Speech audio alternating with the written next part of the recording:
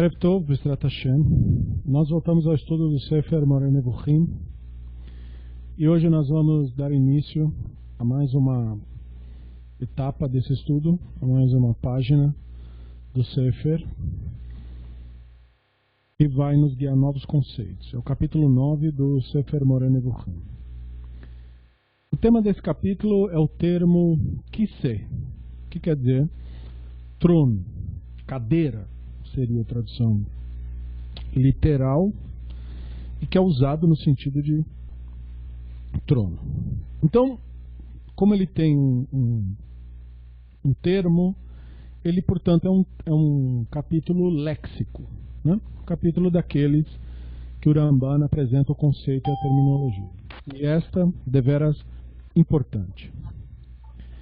O Ramban continua aqui nesse capítulo uma discussão sobre a concepção da essência, a concepção que nós devemos remoldar, reformular sobre a ideia de essência da divindade.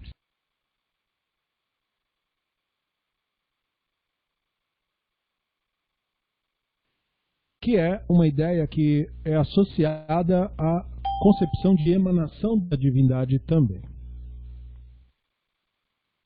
Então, nós temos essa primeira terminologia, Kiseh, que tem 4 acepções. A primeira é a de trono. Portanto, ele está considerando não um uso de dicionário. Ele já disse que o léxico dele não é um dicionário. Kiseh é trono na escritura, a maior parte dos usos, e nos usos que nos são relevantes. Depois, a segunda acepção desse termo é a acepção de que Kiseh significa um grau superior, ou um grau de dignidade, ou uma posição elevada. Portanto, abstrato, não? A terceira acepção já fica mais complexa. Então, na terceira acepção, Kiseh significa um lugar que representa o governo divino, ou que seja esse lugar que seja manifesto, por assim dizer, de sua glória, sua kavod. Ou seja, aí o templo, o santuário é Kiseh, os céus são Kiseh, e na concepção cosmológica maimonidiana, as esferas, ou seja, a ordem que eles achavam que havia no universo, né, as peças desse relógio cósmico, isso aí é o Kiseh, as esferas celestiais, as esferas mais elevadas especialmente. E aí você acaba de modo associativo, ele não diz isso, mas de modo associativo, não dá para desconsiderar que talvez entrasse nessa acepção a ideia grega do éter, né? Ou a tal da quintessência, que seria o material de que essa tal esfera, que eles imaginavam, seria feita. Então, se houvesse isso daí seria Kiseh. Então, o Ramban indica esse sentido associativo como uma última frase no final desse capítulo, que ele fala como será explicado em alguns capítulos desse tratado. E em alguns capítulos desse tratado ele faz referência a isso. Então, ele diz de maneira vaga, né? Portanto, a chave para se entender a terceira definição, já que implica santuário, céu, esfera, éter ou quintessência, o que tudo isso tem em comum é que tudo isso é criado. E tudo isso é separado, portanto, da divindade. É o que ele quer, na verdade, deixar claro, é isso. E aí vem a quarta acepção do termo Kiseh,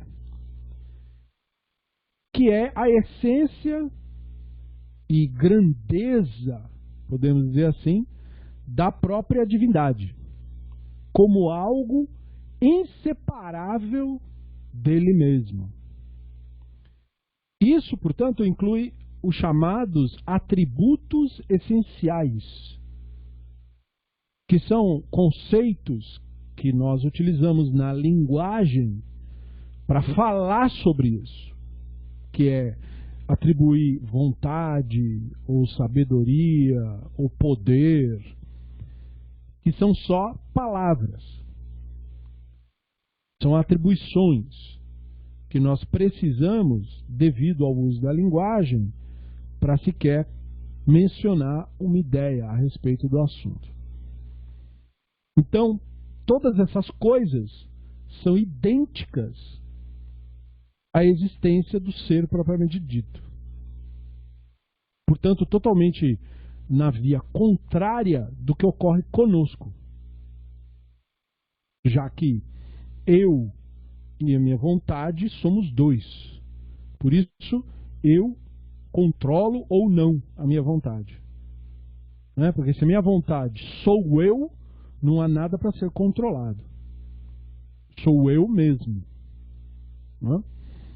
Agora, se é outro, se é sujeito de mim, então aí sim eu me relaciono com isso. Então, a chave dessa quarta definição é o conceito de que o seu trono é idêntico com a concepção da própria divindade. Usados, portanto, de modo que chamamos de tautológico em relação à divindade. O que são expressões tautológicas? São expressões que se repetem. São expressões redundantes. Né? Então, termos usados apenas pela necessidade da linguagem e não porque possuíssem algum significado objetivo.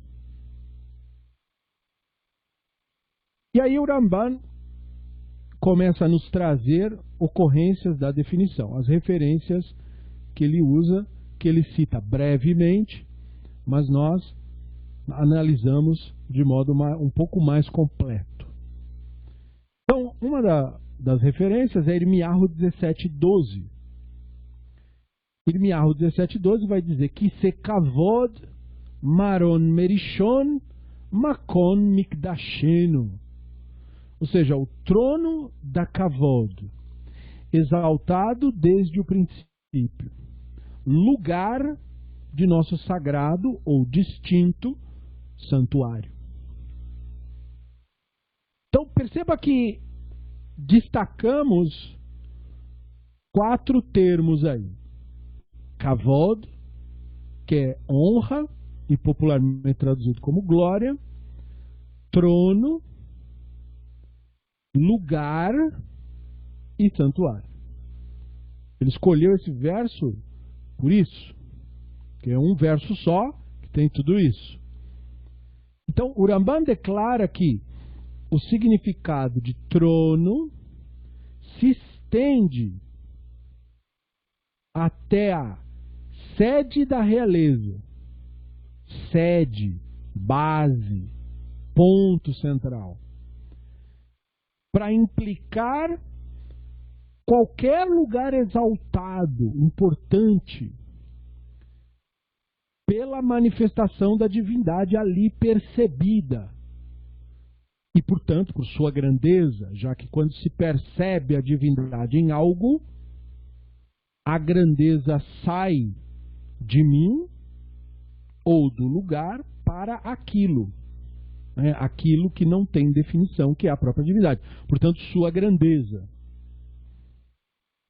E isto é por meio disso que a Shekhinah repousa sobre aquilo, ou seja, a presença divina está, portanto, quando atribuímos importância enquanto significação a algo ou alguma coisa. Então, isso é muito importante de entender, né? Porque, então, a presença está no quê? Por que a importância tem a ver com a presença? Porque a presença só é possível mediante a atenção. Do outro modo, não há presença. E não havendo atenção, não tem como haver importância. E não havendo importância, não há distinção. Então, o lugar exaltado, ou seja, elevado, ou seja, importante, é o local distinto, portanto, sagrado. E sendo este o local que se atribui, ou que alude a concepções da divindade, daquilo no que os significados cessam, logo, a Shekhinah, a presença, porque o local já chama a nossa atenção, a presença está nele. Então a totalidade do verso desse específico significaria que o santuário, o templo, da nossa comunhão com a divindade, ou seja, da nossa relação com essa concepção, isto daí que é o sentido de que ser, de trono.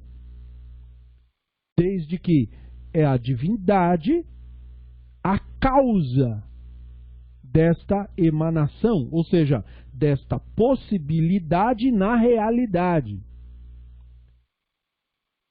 Para que nós possamos conceber a ideia de que a Shekhinah repousa sobre aquele lugar. Do outro modo, aquele lugar não se distingue de nenhum outro lugar. Então, essa é uma linguagem de significação, mas não qualquer significação, de uma significação específica. Então, por isso a associação de Kavod com santuário, e com o lugar, e com o trono. Na segunda apresentação de texto comprobatório, o Ramban traz aquele texto que diz: Koamar Hashem, Hashamayim kis'i ve'aretz adom raglai eize bait asher tivnu li ve'eize makon menuchati. Que é um texto importantíssimo para que a gente possa parar para refletir sobre esse universo da linguagem profética. Isso é Ishayahu 66. Então, assim diz o Hashem, o Ishayahu falou: Hashamayim kis'i, os céus são a minha cadeira, meu trono. Eles traduzem para ficar bonitinho a tradução. Mas, o que ele diz? Os céus são minha cadeira. A terra é onde eu apoio os pés. Então, que tipo de casa vocês, né, especificamente, né, vocês vão construir para mim? Então, o Ramban declara que aqueles que conhecem e contemplam, ele fala, etzel misheidam veitbonen bahem, ou seja, que refletem, né, itbonen, de itbonenut, sobre o significado de trono. Ou seja, se você entendeu o que foi dito antes, então você naturalmente irá estender o sentido para as esferas celestiais, como o Ishayahu fez. Por que quem entende faz isso naturalmente? Porque os céus são uma abstração, especialmente naquele universo. Não havia um único israelita, nem nenhuma pessoa no planeta Terra inteiro que soubesse o que era aquilo. O que são aquelas bolas que tem lá? Uns diziam, são os deuses. Outros diziam, são furos numa cortina. Outros diziam, são lâmpadas. Outros diziam, são inteligências, seres mágicos que ficam ali. Outros diziam, são deuses com os irmãos deles e os filhos deles. Ninguém sabia o que era aquilo. Portanto, é uma abstração Shamayim. Shamayim implica distância entre você e aquilo. Agora veja, o Hashem diz, eu não estou no Shamayim. Ele disse, o Shamayim é minha cadeira. Ou seja, como um trono alude a quem está sentado nele, do mesmo modo o Shamayim alude ao Hashem. Mas como pode o Shamayim aludir ao Hashem? Porque o Shamayim, no Shamayim, desaparece o sentido. E é muito interessante porque, mesmo na era pós-moderna, onde nós agora entendemos mais o céu do que antes, porque é uma arrogância dizer, agora nós entendemos tudo, nós não entendemos nada. Nós nem enxergamos tudo. Mas o que enxergamos, com os nossos aparelhos, com os conhecimentos acumulados até aqui, nos dão uma boa ideia do que está acontecendo aí. Temos visões aí bem longínquas de planetas a bilhões de anos-luz de distância, que parece uma grande coisa. Mas quando você pensa a coisa numa escala de universo, nós somos cegos como ratos. Literalmente. Nós achamos que é uma grande coisa o nosso telescópio conseguir detectar a luz de Andrômeda. Olha, que coisa maravilhosa. Mas essa galáxia é perto, né? Ah, mas ela está a bilhões de anos-luz. Pois é, mas é mesmo assim, isso aí é perto. Mas nós levaríamos bilhões de anos-luz para chegar lá. Pois é, mesmo assim, isso aí é o perto. Isso não é nem o que está ainda. A coisa é maior que isso ainda. Então, o que some, mesmo com o conhecimento pós-moderno, quando você realmente contempla a realidade das coisas? Sentido. O que é sentido? É direção. E não há direção nos céus. Não tem para cima e não tem para baixo. Não tem para direita e não tem para esquerda. Não tem nada. Somem os sentidos. Então, ele é uma excelente alusão ao Hashem. Então, e ele não diz, reiterando, a Shamayim que si, ou seja, eu sento sobre isso daí. Isso me representa. Portanto, eu estou acima disso daí. Eu estou, portanto, além disso daí. E a terra é estrado dos meus pés. Quer dizer, o que são os pés? A última marca que uma pessoa deixa quando passa. Uma pessoa pode deixar N marcas no local que ela vai. Ela pode riscar, ela pode montar, ela pode fazer o que for. Mas o último sinal de que ela esteve ali é uma pegada que ela deixou ali onde ela esteve. Então, é como se essa realidade aqui observada é um sinal derradeiro, como ele disse a Moshe. Eu te colocarei na fenda e você verá minhas costas. Você verá o que passou. Você verá como as coisas foram estabelecidas aqui. Para que você tenha uma noção de que a coisa não gira em torno de você. Então, por isso a questão da alusão às esferas, ao distante, ao que perde sentido, ao sublime. Isto sugere, como ele diz mesmo, ele usa a expressão Al-Otzen Mimetziim Mevi'in manhiga olan shafal be'ashfat tovam. Indicam, ele está falando das esferas, né? Indicam a grandiosidade de quem os fez existir. E é muito importante esse detalhe, mas eu vou continuar e depois explicar. Que os movimenta e rege sobre o mundo inferior. Ele conclui com a expressão Beshfa'at Tovam, ou seja, sua boa influência. Algo que implica a concepção de controle da divindade das esferas. Porque ele quer contradizer Aristóteles, que dizia que as esferas eram autômatas. Como um relógio que funciona sozinho, né?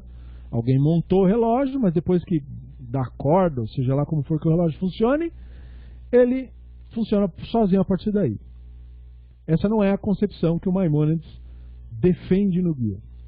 A divindade não é um ser humano, porque esse conceito aristotélico é totalmente humano.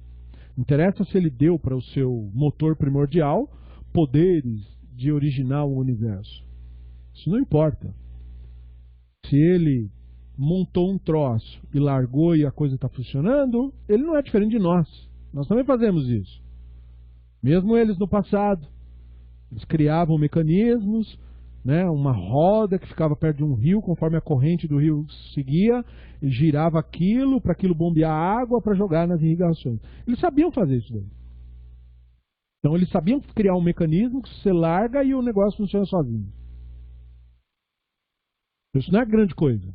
No sentido de que isso não distingue aquilo do ser humano. Isso também, portanto, é uma visão humana da divindade. Mesma coisa a ideia de Deus como projetista, como faz erroneamente filosofias como, que é errôneo até chamar de filosofia, que é um disparate, uma loucura, não é filosofia. Mas, por exemplo, as ideias do design inteligente, essas coisas, que tentam justificar com concepções humanas a natureza. Isso é um absurdo. Totalmente absurdo. Porque você não consegue desassociar ações humanas da ética. A ética faz parte da construção do humano. Só que nada que é feito na natureza é feito com consideração humana. É por isso que existem parasitas. Nenhum projetista em sã consciência cria um parasita que mata você e os seus filhos, sem perguntar A nem B. E muito pelo contrário, nem sabe da sua existência, porque você nem faz parte da escala de tamanho que ele tem, então ele nem sabe que você existe, na verdade. Então, na natureza não há ética, porque não há nada humano na natureza. A realidade é tal qual ela é.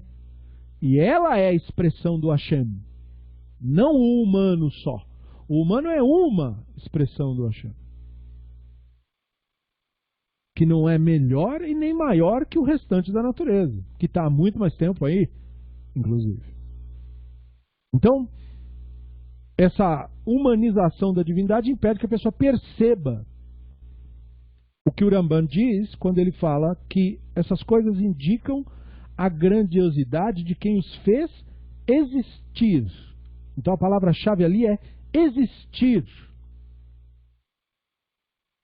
Não é o que os fez funcionar. Não é pela função de uma coisa, por você ter entendido qual é a função de uma coisa, logo, olhe a sabedoria. Não, isso não é sabedoria. Isso é o que você viu. Isso é o que você supôs. E o que você supõe sobre qualquer coisa não é sabedoria. Sabedoria não é feita de ideias, muito menos as suas. Muito menos as minhas. Muito menos as ideias humanas. Não são as ideias humanas e as percepções humanas que conferem a algo sabedoria. A sabedoria de algo está no seu existir.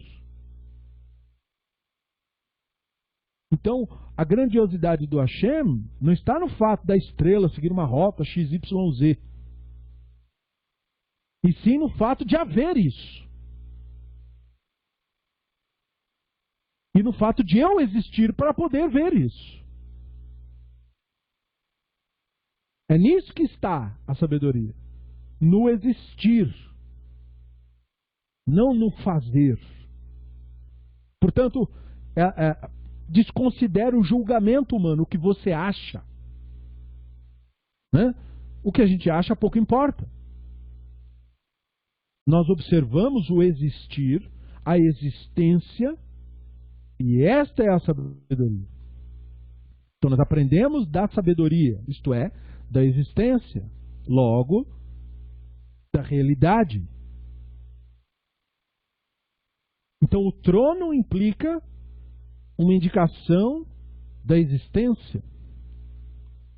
E aí sim, os céus são o meu trono. Porque pelo existir desse espaço imenso, é que você tem a grandiosidade do que o trouxe à existência. A grandiosidade desse modo ultrapassa qualquer descrição. A grandiosidade de um fabricante de objeto, não. Não há tanta grandiosidade num fabricante de um negócio. Ele pode até ganhar um prêmio por aquilo que ele fabricou, mas esse prêmio só diz respeito a esse produto que ele fabricou. Não importa quantos produtos ele seja capaz de fabricar, sempre haverá uma limitação, porque ele só fabrica aquilo ali. Agora, quando se fala da existência propriamente dita, e quando se fala da existência dos céus, especialmente agora que sabemos a expansão, o inominável,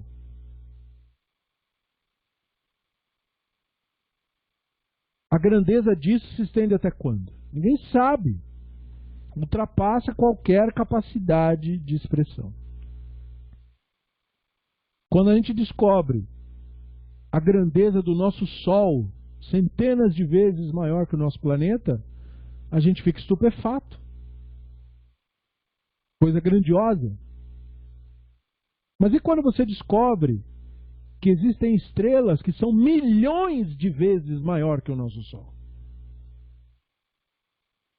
Não é que... Não. É milhões. E nós, perto de uma estrela como tal, não somos nem formigas, somos bactérias ou proteínas de bactérias. Uma coisa absolutamente insignificante. Então a palavra grandeza perde qualquer sentido, porque ultrapassou a concepção. Então essa é a noção necessária para a apreciação do que o Rambam traz à tona. E aí ele cita um terceiro texto comprobatório que vem de Shemot 17 e 16. Vayomer ki yad al kesia milchama la Hashem ba'amalek midor dor. Um texto, esse é um dos mais hebraico bíblico que tem na Torá, que ele é todo diferente do hebraico moderno. Nós traduziríamos assim: pois disse, pois a mão está sobre o trono de Yah. Essa expressão, mão sobre o trono, quer dizer, é um jargão para ele jurou, não? Lutará contra Ameleque de geração em geração. Ameleque, vocês sabem, aquele povo que na narrativa Israel está saindo do Egito e eles passam por diversos territórios de diversas nações. E uma nação que Israel não ia passar pelo território, que não tinha nada que ver com a história, se reúne para atacar Israel de graça. Não era ameaça para eles, não tinha nada com eles, não tinha nada que ver com aquilo. Mas eles resolvem de graça atacar Israel. Por causa disso, eles são destacados como exemplo daquilo que falamos, né, há pouco tempo até no grupo, sobre a cultura que é confundida na Bíblia hebraica, né? Sobre a cultura da violência gratuita. Porque o conflito de Canaã, vocês já sabem, era na verdade um retorno, uma retribuição de um conflito anterior dos povos cananeus contra os Shemitas, principalmente os descendentes de Canaã, que se estabeleceram ali, expulsaram os Shemitas dali. O Hashem falou: vou trazer de volta você para o território que eu outorguei a vocês. Então, aquilo era um retorno. Agora, o Amaleque não tinha nada que ver com isso. Não era lá, não tinha nada que ver com ele não seria afetado por nada. Então ele ataca por ódio das pessoas mesmo, ou por Hashem. Na verdade o texto nem deixa claro por quê. Justamente para enfatizar isso. Ódio gratuito, que os rabinos do Talmud vão trabalhar como sendo o pior mal de Israel. O exemplo da Torá é de um povo estrangeiro, mas os sábios do Talmud enfatizam que Israel cultivou isso. Ódio gratuito. O templo foi destruído por causa de ódio gratuito. Ódio gratuito não é questão religiosa, e sim ideológica. É você nutrir a verdade. Eu tenho a verdade, eu te odeio porque você não tem a verdade. Isso é ódio gratuito. Por quê? Porque isso que você está chamando de a verdade é uma ficção da sua cabeça. Não interessa o que seja. A sua certeza já prova que você está iludido. A própria certeza prova isso. Então, o Amaleque tinha certeza que tinha que fazer aquilo. Por uma causa totalmente imaginária. Então, o Hashem, e usa o nome resumido, para mostrar, portanto, um conceito até anterior, lutará contra Amaleque de geração após geração. Ou seja, não é mais o povo que importa. Porque numa luta contra Amaleque, se termina Amaleque, acabou Amaleque. Não, a ideologia foi chamada Amaleque. Todo ódio gratuito contra o outro, isto é Amaleque. Ódio é gratuito quando ele tem causas imaginárias. Portanto, ideológicas. E é muito difícil achar uma Bíblia que traduz esse versículo certo. Algumas trazem minha mão está sobre o trono de Deus, outras trazem Deus jurou, não sei das quantas. E eles traduzem de diversas formas dependendo da ideologia. Mas o ponto-chave aqui é dois termos antropomórficos, que é mão, yad, e kes, que é kissê resumido, né? O trono, a cadeira. O verso indica um juramento, um ato de juramento da parte da divindade, que foi jurado sobre o seu trono eterno para destruir Amaleque. Ou seja, o Hashem sempre, inequivocamente, se posiciona contra a violência gratuita. Era isso que o Moshe queria enfatizar aqui. Não importa quão apaixonadamente você acha que defende a sua verdade. Não importa. Todo mundo que odeia o outro acha que está certo. Hitler fez o que fez, acreditando piamente que aquilo era obra de Deus. Não era demagogia dele. Ele acreditava mesmo naquilo. Acreditava tanto que conseguiu convencer uma nação inteira. Né? Amaleque trouxe o povo todo dele. O texto inclusive enfatiza, o povo veio. E os rabinos comentam, mas como assim, né? Onde numa guerra vem uma população toda do lugar? Nem o faraó conseguiu fazer isso. Mas ele conseguiu. Então, seja lá qual fosse a justificativa, que aí o Midrash vai, né, trazer N possíveis versões dessa história, foco é que ele era um símbolo. E o Ramban argumenta sobre a questão do juramento mencionado no texto, que é raras vezes que o texto mostra Hashem fazendo isso, só quando é, portanto, de extrema importância, portanto, quando é um valor da Torá. que nós nunca juramos sobre nada abaixo de nós. Nós sempre juramos sobre algo acima de nós.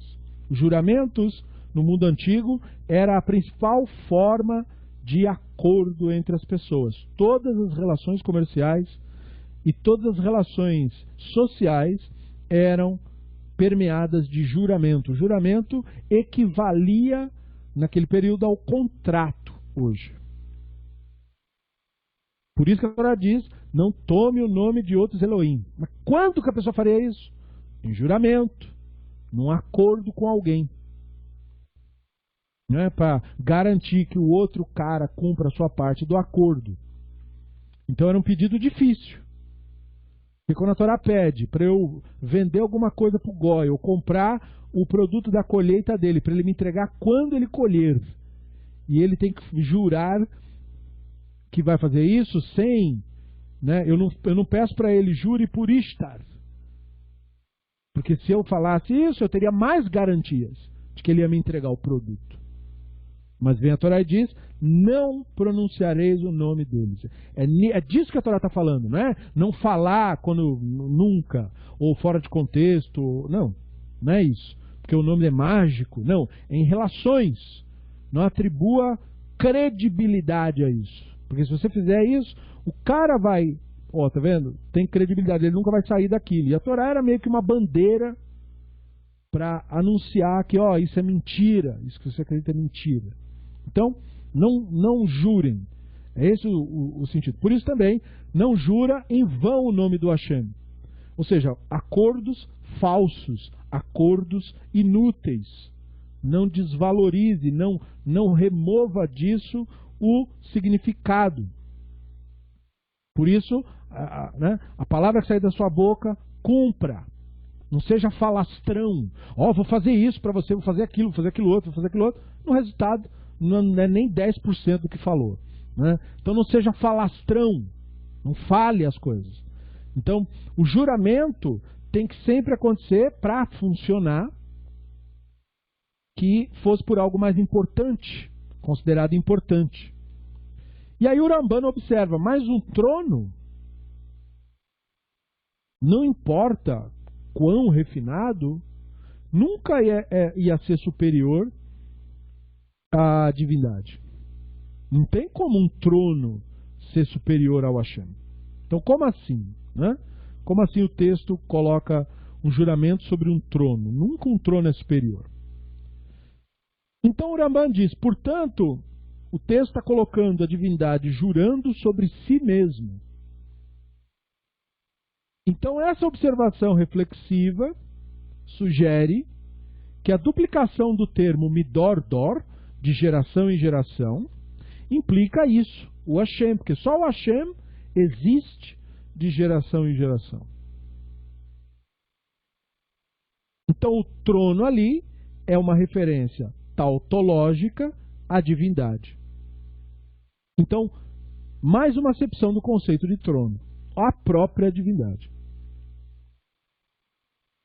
E tendo mencionado esse, o Ramban traz mais um texto atribuído a Irmiyahu, só que do Sefer Echá. Na nossa tradição, o autor de Echá é Irmiyahu. Né?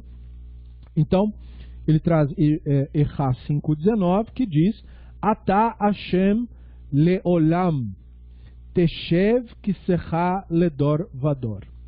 Você, Hashem, reina para sempre, teu trono dura por todas as gerações. Então, o Ramban declara, isto indica que o trono é algo inseparável dele. Em outras palavras, o trono é sinônimo dele. É um outro nome de Hashem, se você preferir. Então, Hashem tem alguns nomes que a gente já aprendeu. Makom é um nome de Hashem. Outro nome, Kiseh. Ele usa essa mesma ideia na citação anterior, de geração em geração, porque aqui também tem Ledor Vador. Lá Midor Dor. Aqui Ledor Vador. O conceito é o mesmo. Isso sugere o quê? Uma entidade, uma identidade eterna, uma presença eterna do trono para com a divindade. A ideia de que algo mais poderia ser eterno com a divindade, portanto, o Ramban vai chamar Zekfirah Bli Safek. Isto é uma heresia sem dúvidas. O que é uma heresia? A palavra heresia, do latim, significa escolha. Então, isto é uma heresia. Você pensar que a divindade tem um paralelo. Isso é uma escolha sua. Ou seja, isso não corresponde, isso não faz sentido. Você está só escolhendo isso por outras razões. O motivo é que isso sugeriria shtuf, que nós chamamos em hebraico, shtuf, ou parceria. Em árabe ele fala sharik, que quer dizer a mesma coisa, sharik é parceiro em árabe. Portanto, é a concepção politeísta, de que existem várias forças. Essa é a razão de nós rejeitarmos as alegações cristãs. Porque o que é basicamente a trindade? Shtuf, parceria. Deus tem parceiros. Não foi essa a tradição que nos foi passada e nem isso faz sentido. Porque é como nós falamos em outras aulas, né? A alegação dada é que os parceiros são o mesmo. Se são o mesmo, como é que você ficou sabendo que tinha mais de um então? Se você distinguiu um do outro, precisa ter alguma coisa que faça essa distinção. A única coisa que nos permite distinguir, nós, seres humanos, são corpos. E se a coisa é feita de corpos, tem 3 distinções, portanto 3 corpos, e portanto 3 limitações, onde termina um, começa o outro. Nada disso é o conceito de divindade. Nada que tenha corpo, nem limitação, nem distinção, nem nenhum outro tipo de atribuição física. Então, não é à toa que nós rejeitamos Shtuf. Deste modo, trono, esse conceito de trono que é eterno, tem que ser entendido como uma referência tautológica da própria divindade, tal qual as outras. Ise, Makom, Kavod, são concepções que aludem àquilo que transcende quaisquer definições. Então, o trono eternamente com Deus, na frase Atah Hashem Leolam Teshev Kisecha Ledor Vador, teu trono para sempre, é uma atribuição, uma lembrança da ideia dos atributos. O Ramban ensina que os assim chamados atributos essenciais, nós já falamos, vontade, intelecto, qualquer coisa que a linguagem precise utilizar, são idênticos com ele mesmo. Isso é muito importante de entender. Por que há distinção no texto? Porque isso é uma projeção antropomórfica que torna a questão palatável. Portanto, essas referências são todas tautológicas. Elas estão repetindo o mesmo conceito com outras palavras. Por quê? Porque isso é uma necessidade da linguagem. Daí a necessidade deveras urgente da desidentificação com ideias e concepções para se chegar ao entendimento da divindade. Para se chegar à constatação do divino. Se você não se desassocia da mente com suas ideias e concepções, você não vai a lugar algum não vem de lugar nenhum. Você fica preso num universo paralelo aonde existem ideias e concepções e verdades. Você sai do real, porque no real não há nada disso. O mundo real não é feito de palavras, nem de ideias, nem de interpretações, nem de opiniões, suas ou de quem quer que seja. O real transcende a linguagem. Nós, portanto, devemos utilizar a linguagem. Não devemos confundi-las com o real. E manter essa lucidez nem sempre é fácil. Porque o cérebro, ele tem um efeito, né? Ele sofre um efeito por causa das palavras. Esse efeito é o efeito da identificação. Portanto, se a pessoa se identifica, esse fenômeno funciona como hipnose, como uma autossugestão. Você assume um comportamento autômato que respeita uma determinada narrativa que você já tem, e foi dada desde que você era criança. A desidentificação consiste em você sair desse sistema. Para isso, deve haver a observação de si.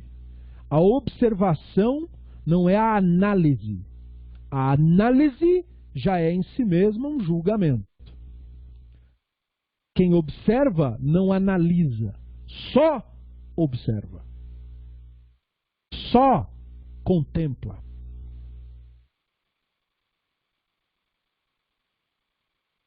Isso existe na realidade. Se você tem animal de estimação, muita gente tem, eu infelizmente não tenho, porque o lugar que eu vivo é pequeniníssimo, apartamento, então não dá para ter. Se eu pudesse, eu teria. Porque quando você tem um animal de estimação, você pode aprender dele isso. Quando você está próximo a este ser, ele te observa. Ele não te analisa, ele te observa. Sem julgamentos, sem elucubrações, sem rótulos, uma mera contemplação do outro. Isto é interagir com o real, de fato. Todos os seres fazem isso com suas percepções, inclusive as plantas. Elas são um sistema vivo que percebe a seu modo o seu meio ambiente. Portanto, aquilo é sua percepção, é sua constatação do real. E essa habilidade de interagir com a realidade tal qual ela é perdida no mundo das ideias. E esta é uma das razões pelas quais a Escritura usa referências tautológicas. Por que a Escritura repete e repete conceitos? Para que por meio disso a mente identificada com concepções confunda-se a tal ponto que você consiga enxergar a realidade como ela é.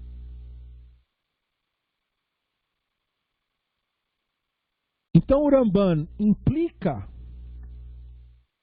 que, apesar de existirem definições contraditórias para trono, a definição 3 e 4 são contraditórias. Não obstante, isso não é um problema.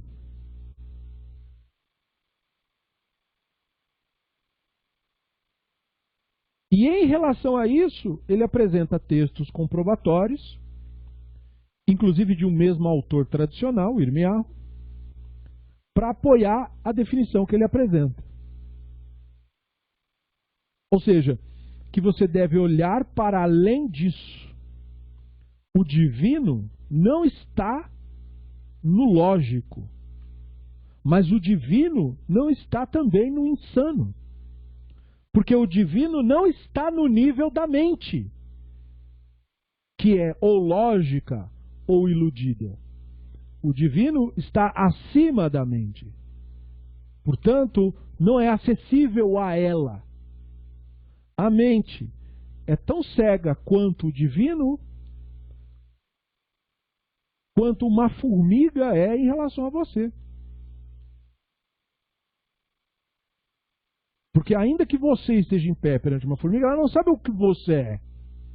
Ela nem enxerga você. O universo dela é outro universo, nos quais fenômenos químicos comunicam o que está acontecendo aqui à minha volta.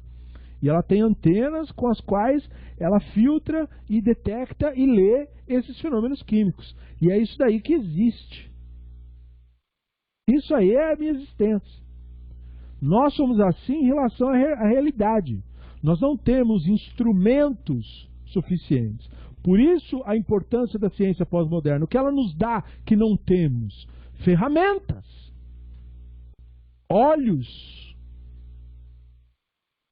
Nós não enxergamos nada do que tem de fato. Nós não ouvimos o que há para ouvir. Nem vemos o que há para ver mesmo. Nós somos limitados e presos num universo de concepções devido à criação de narrativas que tiveram o seu papel de importância, para que servem narrativas, para que seres humanos completamente desconhecidos um do outro possam confiar um no outro suficientemente ao ponto de relacionarem-se de qualquer maneira, comercialmente, ou socialmente, ou de qualquer jeito. É preciso uma narrativa para isso. Então as narrativas são importantes, ainda que fictícias, porque elas permitem que pessoas em massa façam uma mesma coisa. É isso que uma empresa é. O que é uma empresa? Uma narrativa, uma história. E todas as pessoas ali, quanto mais integrados naquela história, mais em harmonia com ela agirão para atingir os objetivos daquela história. Então é uma história que consegue fazer com que um grupo enorme de pessoas faça uma mesma coisa, e coisas que uma pessoa sozinha seria impossível de conseguir, é conseguido com milhares de pessoas.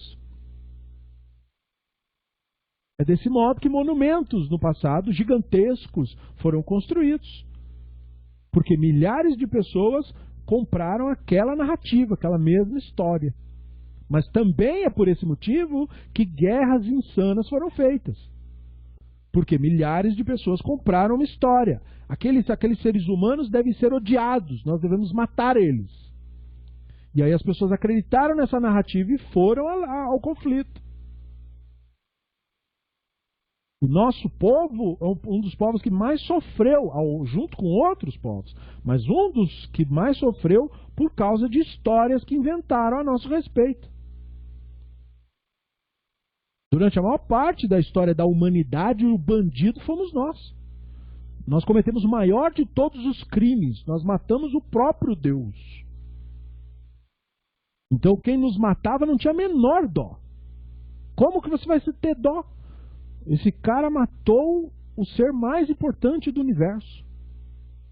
Ele nem parava para pensar na insanidade, porque o modo da mente não olha para si, olha só para o outro. Quem olha para si é a consciência. Mas a consciência não rotula. Então ela não gera nenhum tipo de conflito. É impossível isso. Mas a mente gera todo o conflito, todo o antagonismo, todo o ódio. Então, toda relação acontece de uma pessoa com a outra por meio das histórias e relatos que as pessoas desenvolvem. Muitos desses relatos são positivos, muitos desses relatos são perniciosos e muitos estão no meio, têm benefícios e malefícios. Nenhum desses relatos pode ser cultuado, porque todo relato deve ser modificado de acordo com a circunstância.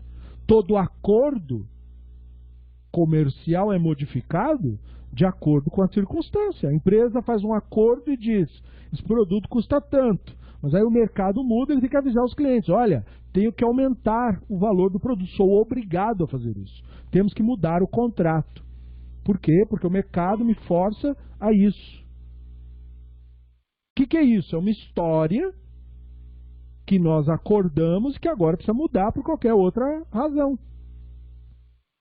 E aí alguns vão falar, não, mas aí essa nova história eu não quero. Então nós terminamos nossas relações. Então as histórias servem para conectar indivíduos. Elas não servem para ser cultuadas. Elas só têm essa função. Quanto mais cedo a pessoa entende isso, melhor ela lida com as suas próprias narrativas. Porque nós somos pessoas que herdamos narrativas. E aí acaba acontecendo que nós herdamos narrativas que nos prejudicam e mesmo assim nós a mantemos. Esse é o nosso problema.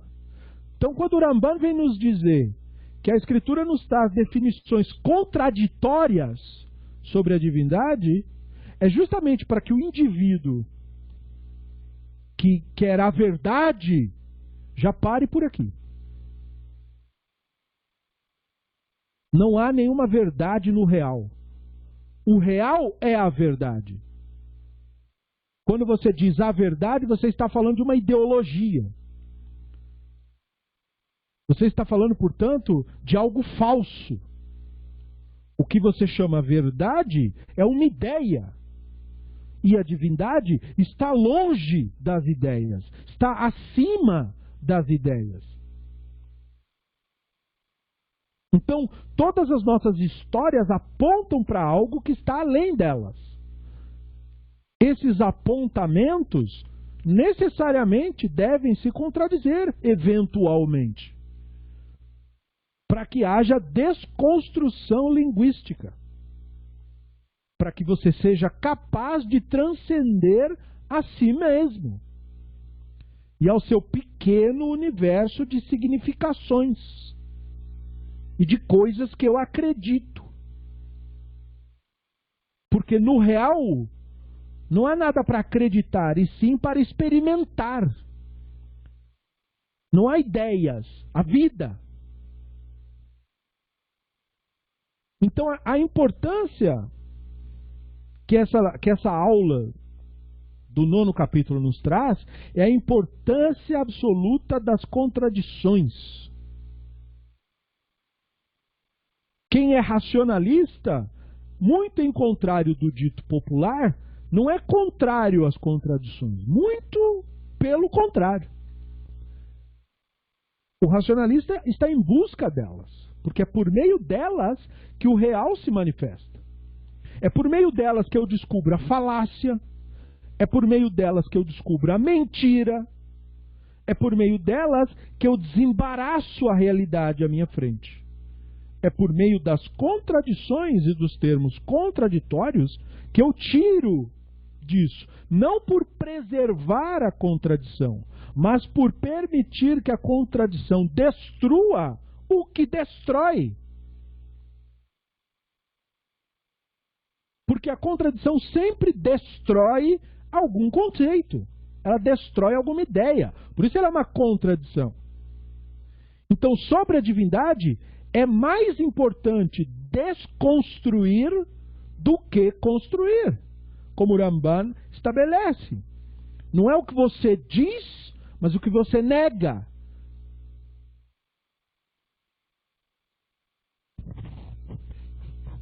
O Ramban fala de contradições na introdução ao guia.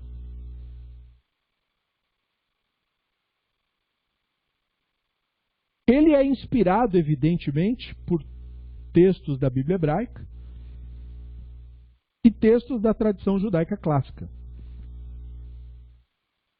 Ele ensina que o objetivo da escritura, da Mishnah, de toda a literatura judaica clássica, com isso, e o objetivo dele também, é porque há uma regra tradicional contra ensinar determinados assuntos em público. Isto é, banalizar o saber. Como se faz hoje? Hoje, o que é Deus hoje? Um produto. Deus é um produto que você compra para se sentir bem. Não muito diferente de Rivotril e qualquer outro medicamento que mexa com sua serotonina. É um produto. É um clube. É um status. É uma personagem. É, portanto, uma espécie de remédio para a perplexidade e para a incapacidade da pessoa de lidar com o real. Essa regra que o Ramban fala sobre não ensinar temas como os nossos do guia em público, ou seja, não banalizar isso, vem do Talmud, Tratado de Hagigah 11b. Lá está escrito assim: não se pode elucidar os temas de relações proibidas perante 3 ou mais indivíduos. Nem se pode elucidar o relato da criação perante 2 indivíduos. Nem se pode elucidar o relato da carroça, que é a carroça que o Yehezkel viu na visão, que eles gostam de enfeitar, falar a carruagem, né? É uma carroça, como que ser, é trono, é cadeira. Cadeira. Né? Então, o relato é da carroça, a carroça de Yehezkel. Nem mesmo para um indivíduo. A menos que esta pessoa seja sábia, entendida e capaz de compreender por si mesma.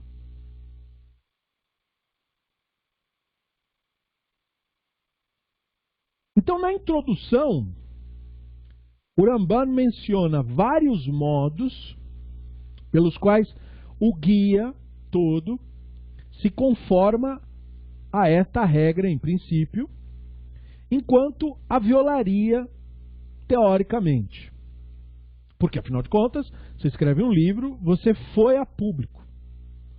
Mas não é muito diferente da Bíblia hebraica, que também fala sobre isso e vai a público. Né? Então, o que é? Um modo pelo qual ele faz isso é espalhar essas concepções por todo o guia. Porque isso força o aluno a ter que procurar e conectar novamente aquilo que está separado. Como o Shlomo aludiu ser a prática numa das parábolas dele. Né? Que você tem que buscar a sabedoria. A expressão buscar, que é mal traduzida, mal interpretada, como que é indicar que você vai num lugar buscar, que só aqui tem a verdade. Isso é um completo disparate, né? Voltamos a dizer, não há verdade. A realidade é a verdade. O Hashem é a verdade. Não há nenhum conceito, ideia, crença ou opinião que seja a verdade. Uma ideia, a melhor das ideias, aponta para isso. Não é isso. Nunca será. Então você nunca vai ter verdade nenhuma. Porque não há nenhuma. Você está na verdade quando você está ciente da realidade. Você é verdade quando você vive ciente da realidade, da sua própria realidade e da sua interação com o real.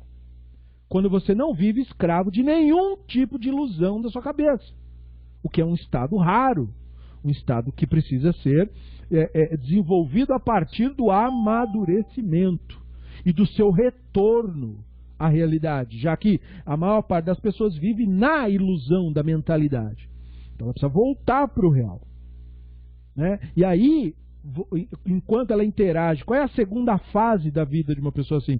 Você está no real, mas aí você interage com as histórias, sabendo que são histórias. Então o grau de seriedade, de importância de cada e toda história não tem mais para você o sentido absoluto.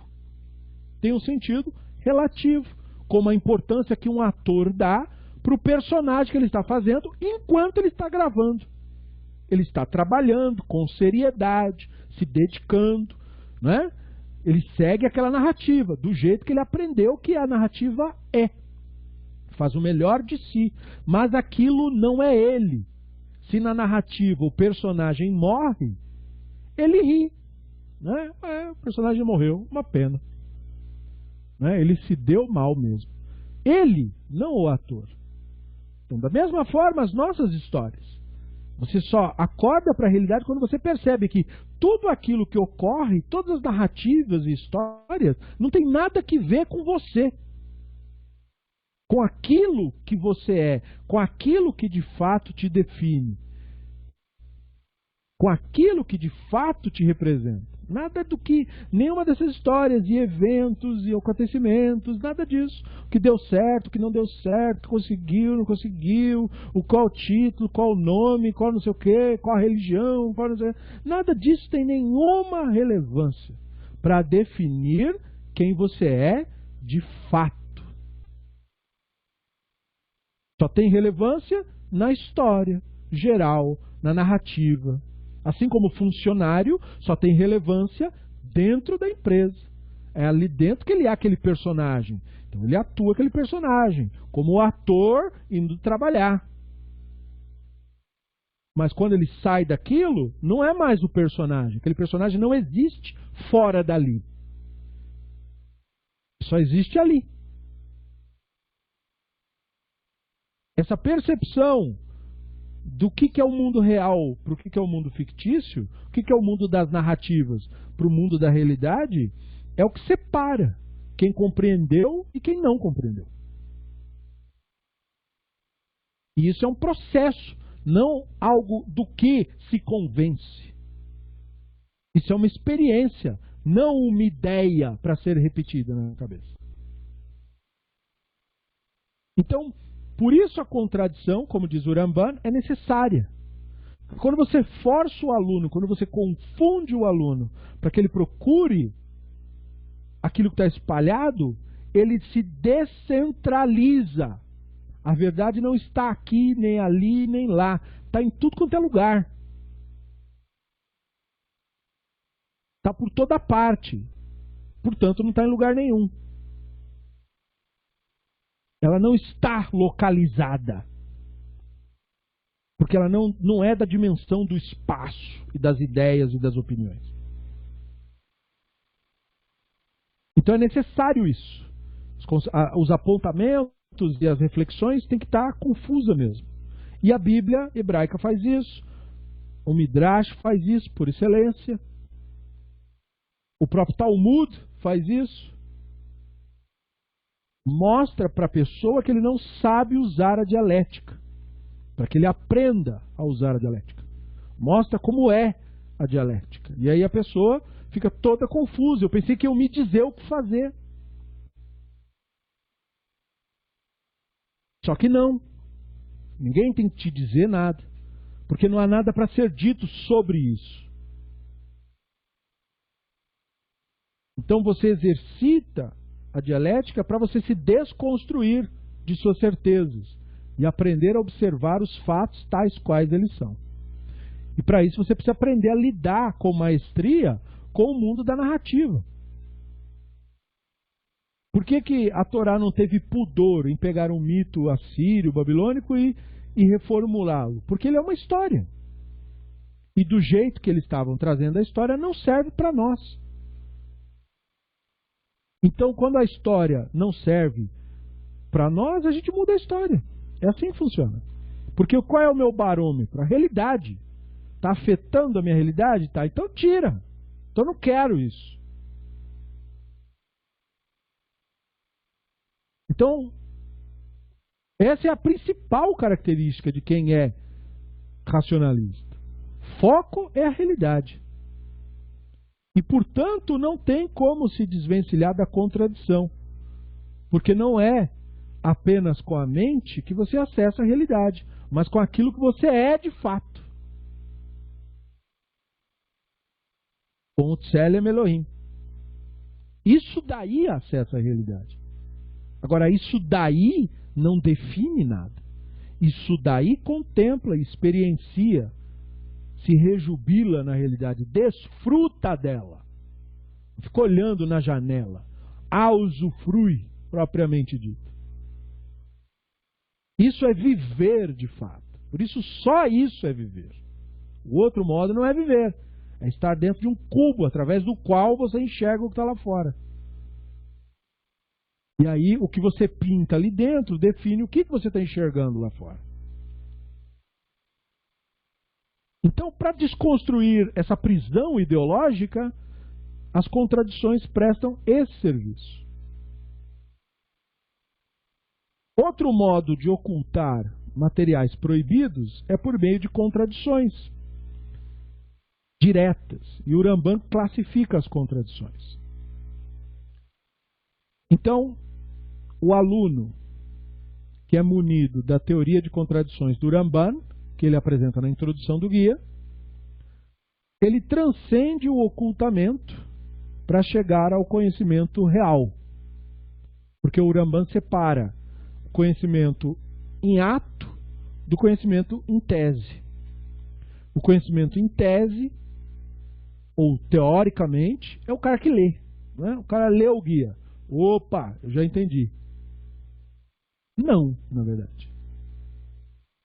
Você não entende nada que você não experimenta. Que você não vive.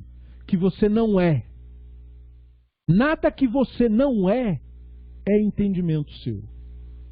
Você só entende o que você é, de fato. Esse é o único entendimento que você possui de qualquer coisa. O que você é, de fato.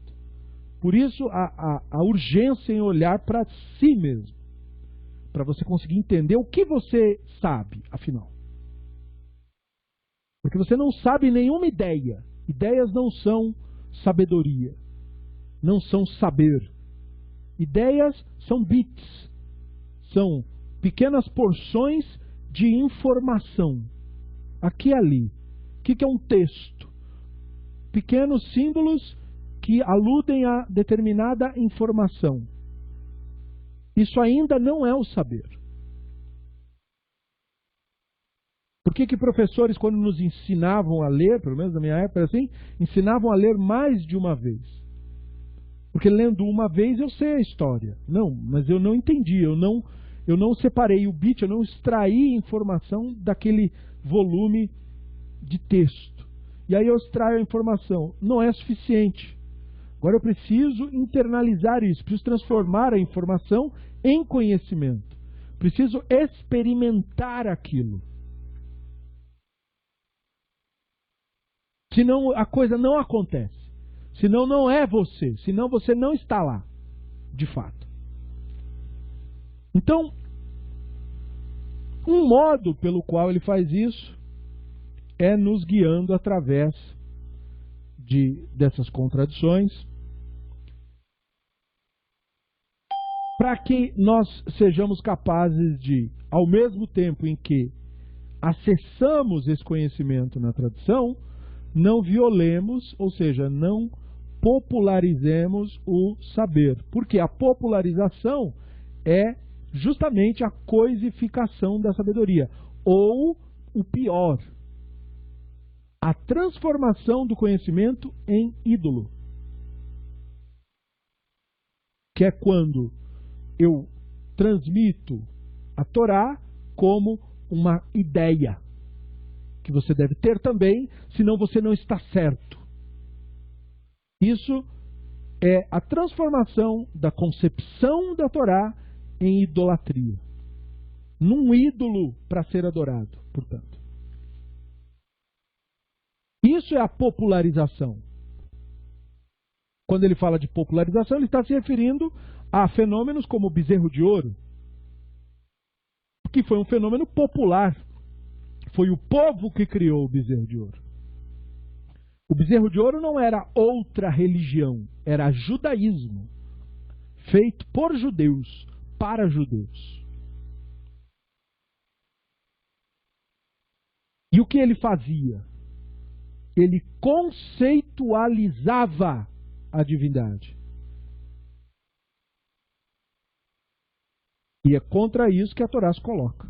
Contra a conceitualização. Eles acharam que a única conceitualização proibida era do outro, dos outros povos. Nós temos a verdade, eles não. Então nós podemos fazer a mesma coisa que eles fazem. Porque nós temos a verdade, eles não. Quando eles fazem a mesma coisa que nós, eles são maus. Mas nós somos os bons, porque nós temos a verdade que nos justifica. Deus, para eles, era um conceito. Por isso tinha forma. E eles escolheram uma forma ruim. Não pegaram e desenharam um leão. Não, um bezerro. Ó, ele é pacífico. Então a Torá não está fazendo juízo de valor sobre o tipo da ideia. Porque todo tipo de ideia, quando você cria uma narrativa da verdade, é a melhor possível. É o mais justo de todos os justos. E o mais santo de todos os santos. E o mais correto de todos os corretos. Então, é irrelevante o tipo de ilusão que você crie. Será ilusão não obstante. E sendo ilusão, afasta da realidade. E afastando da realidade, é idolatria. Então, por meio dessa concepção, o Ramban apresenta o caminho pelo qual se direciona a atenção do aluno a respeito do conteúdo que é, portanto, cerceado pela tradição. Por que esse conhecimento é cerceado? Primeiramente, porque ele é a herança de Israel. Segundo lugar, porque todo aquele que for identificado com narrativas e histórias pode transformar também isso em idolatria. Porque aquele que enxerga o mundo por meio da ótica da conceitualização, ele idolatra, ele cria novos ídolos, novas verdades eternas, novos ídolos para si e os vende para outro. Então isso pode ser usado como meio de manipulação e controle do outro. Então a postura da Mishnah em dizer que não se deve falar disso é porque isso é essencial.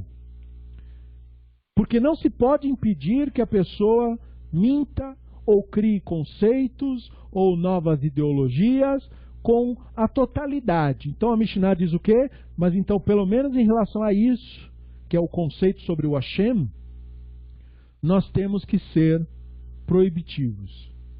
Já que nós não podemos impedir que a pessoa seja idólatra, então pelo menos nós vamos preservar esse saber para que pelo menos isso, caso tudo mais seja corrompido, pelo menos isso permaneça. Então era como que uma sensação de que, olha, não deve ter sido à toa que nós herdamos dos profetas essa ideia de que não se deve falar disso em público. É que se falar, isso vai ser comercializado, isso vai ser prostituído, isso será conceitualizado e transformado na verdade que você deve acreditar. Então tem que deixar como está. Por isso é importante, na linguagem pós-moderna, e por isso que eu enfatizo isso, é importante entender que o Hashem é a realidade. São sinônimos essas expressões. Não há divindade fora da realidade. Não há. Então, todos os conceitos devem adequar-se a isso. Não há entidade em lugar nenhum. Há a realidade propriamente dita. A percepção do real é isso. E nisso há uma busca, uma relação.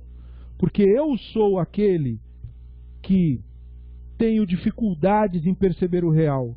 Mas há aquilo em mim que percebe a realidade tal qual ela é, para além dos rótulos. Quando que isto consegue o contato com o real? Quando essa concepção do eu sai da frente E para isso ser possível, eu preciso me desidentificar, preciso parar de extrair a minha identidade da ficção, de ideias, de concepções. Eu preciso começar a perceber quem eu sou de fato, para que eu possa interagir com o que é real de fato. Então, um dos caminhos que a Bíblia hebraica usa para tornar essa liberdade possível é o caminho da confusão no campo das ideias, ou seja, a contradição. Então, no campo das ideias, a contradição é uma das nossas melhores ferramentas. A Mishnah referida fala sobre Maaseh Bereshit e Maaseh Merkavah. De modo estrito, esses títulos aludem a certos relatos da Bíblia hebraica. O relato do Maaseh Bereshit é o começo do livro de Bereshit, que fala da criação, e a visão da carroça divina também é o começo do livro do Yehezkel. Percebam que nos dois casos é começo de livro. Há um paralelo aí. É o misticismo que passou a se referir a estes conceitos como mistérios da criação e mistérios da providência. Entenda isso. Porque mistérios da criação é como saber como as forças mágicas de criar objetos. Eu já conheci pessoas que, de tanto ler livro de misticismo, achava que ia uma hora descobrir o segredo de fazer coisas aparecerem com mágica. Não eram adolescentes, eram avós já, e acreditavam nisso. Noção que eles tinham da realidade, zero. Zero. Viviam num mundo completamente alucinado, aonde eles iam chegar num ponto onde eles iam conseguir mudar o estado dos objetos. Para eles, a alquimia era ciência. De fato. Então isso não é brincadeira. Essa coisa desvia a pessoa da realidade mesmo. Isso é muito sério. Porque essa é uma loucura que nós poderíamos apelidar de loucura inocente. Né? O cara quer ter o poder de transformar um copo d'água num, sei lá, um copo de vodka. Só que o problema é que de um delírio nascem outros. A maior parte dos preconceitos que uma sociedade produz deriva de visões errôneas da realidade. Delírios. E uma das características principais disso é que sempre fomenta hostilidade. Por quê? Porque há identificação do ego com aquilo. Tudo com o que o ego se identifica, ele protege ferozmente. Porque ele extrai identidade daquilo. Então ele protege ferozmente. Mata o outro se necessário. E quando será necessário? Quando o eu for ameaçado. Quando o ego interpretar que sua vida está ameaçada. Quando que a vida do ego está ameaçada? Por uma mera discordância de opinião. Se você disser que a concepção é, na verdade, fictícia, a vida, aspas, do ego, da mentalidade identificada com aquela ideia, está ameaçada. Ele sente uma ameaça de morte. Eu desaparecerei se ele tiver razão no que ele está falando. Então eu matarei porque ele tentou me matar. E assim as pessoas se matam por razões imaginárias, fictícias. Então isso não é algo bobo. Isso é extremamente sério. Então, o misticismo vai dizer que Maaseh Bereshit é mistérios da criação, a mágica da criação. E vai dizer que Maaseh Merkavah é a mágica, os mistérios da providência. Ou seja, de que eu consigo fazer, eu tenho segredos para Deus fazer mágicas aqui agora, na minha vida, na sua vida. Venha comigo que eu vou te ensinar como atrair as forças para manipular. Então, esse segundo o primeiro é para formar a sua consciência, moldar sua visão de mundo naquela ficção. O segundo já é para te manipular mesmo. Dizer para onde vão seus recursos financeiros, dizer quais são suas decisões com relação às suas relações pessoais, chega a interferir em quem você casa, quem você não casa, e chega a interferir na sua vida íntima, como é que você faz, como é que você tem que deixar de fazer, e é desse jeito que eu estou dizendo, porque senão as forças vão te atacar. É muito sério isso.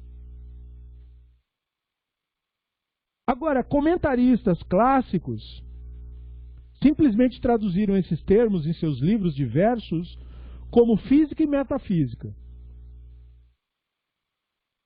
Ibn Ezra faz isso, Abravanel faz isso, mas o problema hoje em dia também está na interpretação desses termos. A maior parte das pessoas tem uma educação péssima, então quando se fala de física, o cara ou não sabe se é educação física, ou se é a aula de física que ele tinha no colégio. Ninguém contou para ele que o Aristóteles escreveu um livro chamado Física, né? Então o cara não sabe, mas esse mesmo leitor que não sabe disso, passa por esse texto e faz, entendi. É essa a gravidade do problema, né? Então, ele, além de confundir o física, ele também confunde metafísica. Se não entendeu o primeiro, dificilmente entenderia o segundo. E o misticismo piora, porque para o misticismo, metafísica, qual é o senso comum do conceito de metafísica?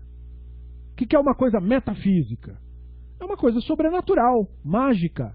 Eles não gostam de admitir, né, que a crença no sobrenatural é crença em mágica. Porque é isso que é a coisa. Sejamos francos, né? Não faz parte da realidade, é crença em fantasia. Então, metafísica para eles é sobrenatural. E física seria algo natural. E é claro que isso é incorreto, isso é uma insanidade. Metafísica, a própria palavra meta, né? A palavra meta já indica, né? Meta, você tem uma meta para atingir, não é isso? É grega a palavra, né? Meta é para. Então, além, né? Para é sempre além. Então, metafísica é para além da física. Por quê? Porque os alunos de Aristóteles, fase 1, tinham que estudar toda a obra dele, física, que é uma obra de ciências naturais. Como ele achava que as coisas funcionavam na natureza, como que os fenômenos ocorrem, que é tudo, né? Ele tentava explicar tudo, Aristóteles. O que é peso, o que é medida, como que se mede, né? Quais são as formas geométricas. Ele tentava explicar como que a luz funciona, como que a gente enxerga, como que define cores. Ele tentava explicar de tudo. Então era um estudo de ciência natural, como se fosse, e ele chamava isso física. A metafísica de Aristóteles era aquilo que esse livro não dava conta, porque não é da área desse livro. Ele era um cara organizado, o Aristóteles. Então, ele colocou num livro aquilo que era pertinente, na opinião dele, àquele tema. Mas tinham temas importantes também, mas que não eram pertinentes àquilo, à geometria e à ótica e a nada disso. Então, todo outro material que é tão importante quanto política, ética, gestão das emoções, gestão das decisões, tudo isso era metafísica.